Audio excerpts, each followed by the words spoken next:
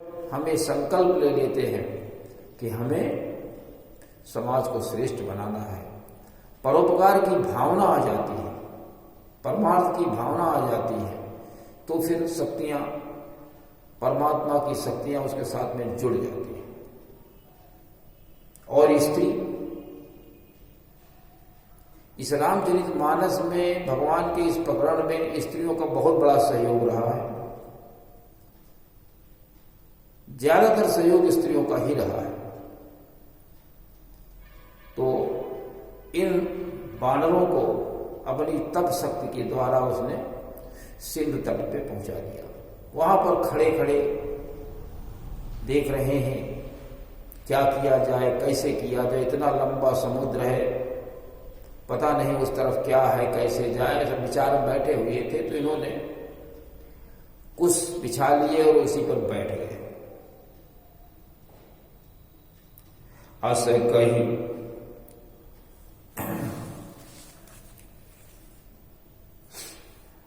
अस कही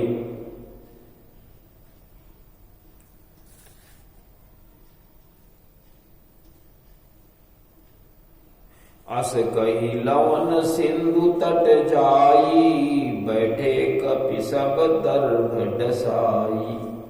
खारा जो समुद्र है उसके पास में सब कुछ बिछा करके सभी लोग बैठ गए। सब चर्चा कर ही रहे थे कि 1 महीना पूरा हो गया, अब तो मरण है ही, भूखे प्यासे तो मरे जा रहे हैं, और वापस जाएंगे तो सुग्रीव जी मार डालेंगे।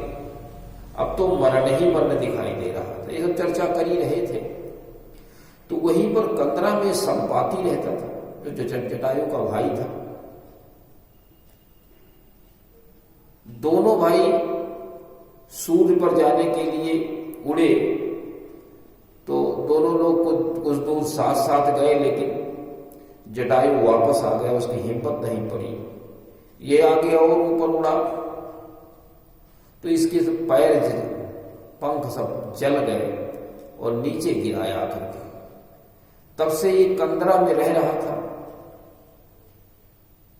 खाना पीना भी नहीं मिल पाता था, क्योंकि पंख ही नहीं थे उसके, जला हुआ था। उसने सोचा अच्छा हुआ कि आज ये सब बांदर लोग आ गए हैं, मैं इनका, हमें अब अच्छा आहार मिल जाएगा, खा करके अपनी मैं तृप्ति कर लूंगा। तो ये सब उसी समय अंगद के मन में कुछ आया, विचार आया। तो अंगद जी क्या कहते हैं? कहा अंगद विचार मन माही, धन जटायु सम को नाही। जटायु के समान कोई धन्य नहीं हुआ। धन्य का मतलब इतनी श्रेष्ठ गति किसी को नहीं प्राप्त हुई। उसका जीवन जो सार्थक हुआ, उससे बढ़िया किसी को नहीं हो सकता है। क्यों? राम काज कर तनु त्यागी, राम काज कारण तनु त्यागी, हरिपुर गयो परम बड़ भागी। राम के कार्य के लिए उसने अपना जो है सर्वस्व, अपना जीवन निछावर कर दिया और भगवान के धाम को चला गया। इससे बड़ा कौन हो सकता है? ऐसा अंगद ने कहा। तो संपाति ने सुना, उसने कहा क्या भाई, फिर से बताइए। तो उन्होंने फिर बताया कि जटायु रावण के हाथों से मारा है।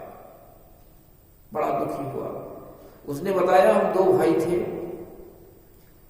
अपनी पूरी कहानी बताई और कहने लगे मैं यहां तब से पड़ा हूं, चलो हमें सिंधु के पास ले चलो, हम उसको तिलांजलि देंगे। तो उठा करके ये सब लोग उसको सिंधु तक ले गए।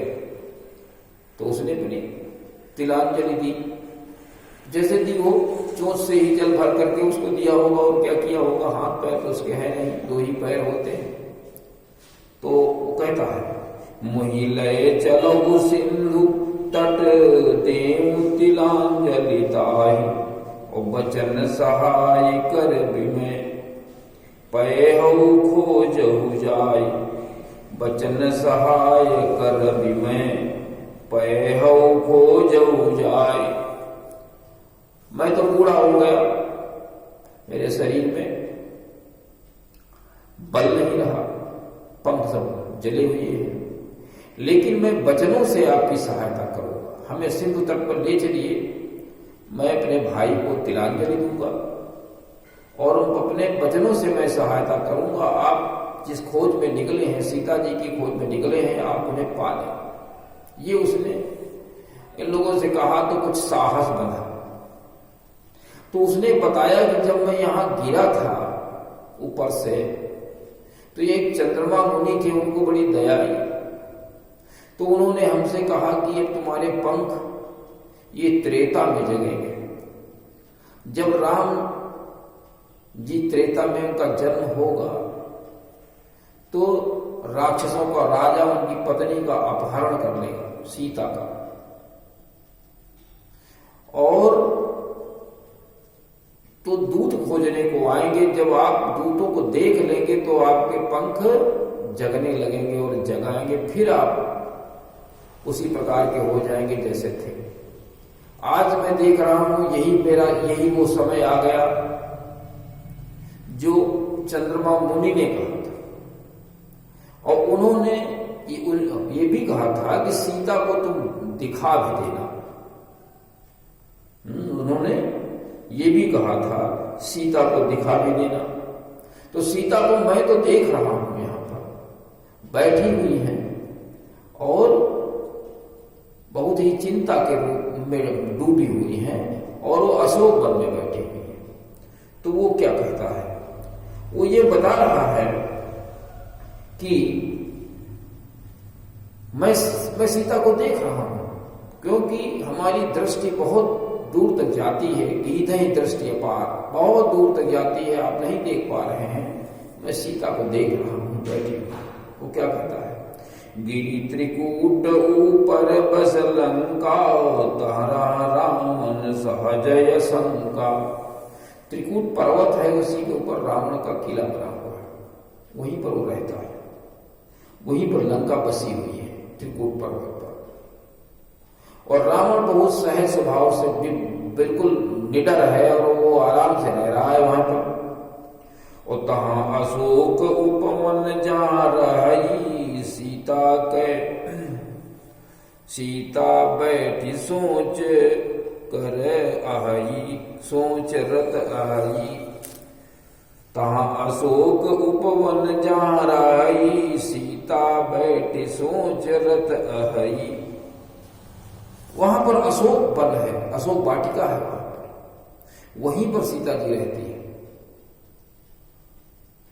और इस समय सीता बैठी सोच रत आई, इस समय सीता जी चिंता में बैठी हुई है, मैं देख रहा हूं। तो उसने कहा कि ये वहां की स्थिति है, अब आप लोग जतन करें, प्रयास करें, जो इस सागर को पार कर जाएगा वही बुद्धिमान व्यक्ति राम का काज कर पाएगा। उसने ये बात कही। लेकिन आप कार्य में लगे, ये नहीं कि आप शांति बैठ जाएं। आप देखें कि जिनके मैंने आपको देखा, मेरे पंख जग रहे हैं और आप उनके दूत हैं, तो सब कुछ कर सकते हैं। तो कहता है, जो ना गई सत जो जन सागर, करई सो राम काज मति आगर। जो इस 100 योजन 400 कोस का जो समुद्र है, जो नाग जाएगा, पार कर लेगा, और बुद्धि में जो बुद्धिमान होगा वही राम काज कर पाएगा, वही सीता जी का को देख पाएगा, वही पता लगा करके आ पाएगा। अब उसमें अपना अपना बल सभी लोग देखने लगे कि कोई कहता है कि मैं तो पार जा सकता हूं, वापस नहीं आ सकता हूं। कोई कुछ इस प्रकार से सभी लोग अपना अपना अपने अपने बल का अनुमान कर रहे हैं। तो कहने का अर्थ ये है, इस प्रवचन में जो मुख्य बात है वो ये है कि स्त्रियां भी बहुत बड़ा तप कर सकती हैं, भगवान का काम कर सकती हैं, श्रेष्ठ कार्य कर सकती हैं। इस पूरे प्रकरण में स्वयं प्रभा कितना श्रेष्ठ कर्म किया, कितनी तपोनिष्ठ थी। लेकिन तप का अर्थ ये नहीं कि हम माला जपते जपते सब कुछ कर लेंगे। माला जपना कोई तप नहीं है। तप ये है भगवान का कार्य करना। जैसे जटायु ने कार्य किया और सबरी ने भगवान का कार्य किया। इन सबने भगवान के कार्य किए, इससे उनके अंदर शक्ति आ गई। उसी प्रकार सभी लोगों को भगवान का कार्य करना चाहिए, जैसा कि स्वयं प्रभा ने यहां कर करके दिखाया। दूसरी चीज कि बगैर किसी की अनुमति के हमें कोई चीज नहीं लेनी चाहिए। स्वयं प्रभा ने जब अनुमति दी तब बांदरों ने फल फूल वहां पर खाए, ठीक है ना। और सभी लोगों को अपने जो पूर्वज मर गए हैं उनको तिलांजलि देनी चाहिए। जब वो महीना आता है कुआर में पितरपक्ष, तो सभी लोगों को श्राद्ध और तर्पण करना चाहिए। देखिए, एक गीत कर रहा है अपने भाई के लिए तिलांजलि, और हम लोग बिल्कुल नहीं करते हैं। तो ये सब त्रुटि है। कभी पंडित लोग बता देते हैं कि 3 साल बाद होता, 5 साल बाद होता, ऐसा कुछ नहीं होता। जैसे ही मृत्यु हो जाए तो फिर पितरपक्ष जब आए, पहले तो मृत्यु जब हो तब देना चाहिए, और उसके बाद जब वार्षिक आय श्राद्ध तब भी करना चाहिए। ठीक ढंग से करना चाहिए। मरणोत्तर संस्कार यहां पर जो कराते हैं दूसरे लोग, वो ठीक ढंग से नहीं करा पाते हैं। उसके लिए अब गायत्री चेतना केंद्र है, यहां पर आपको ठीक ढंग से कराया जाएगा। दूसरी चीज एक ये है कि देखिए, संपाति भी राम का सहयोग कर रहा है, गीधराज ने, जटायु ने भी किया। इसका मतलब कि किसी भी बिरादरी से छोटी बिरादरी से पशु पक्षी भी भगवान का कार्य कर सकते हैं। तो हम आप सब लोग भगवान का कार्य करें, ईश्वर का कार्य करें, श्रेष्ठ बने, ज्ञानवान गुणवान बने। इसी में हम सब लोगों का कल्याण है। तो इसी के साथ में आज के कार्यक्रम का समापन करते हैं। ओम शांति।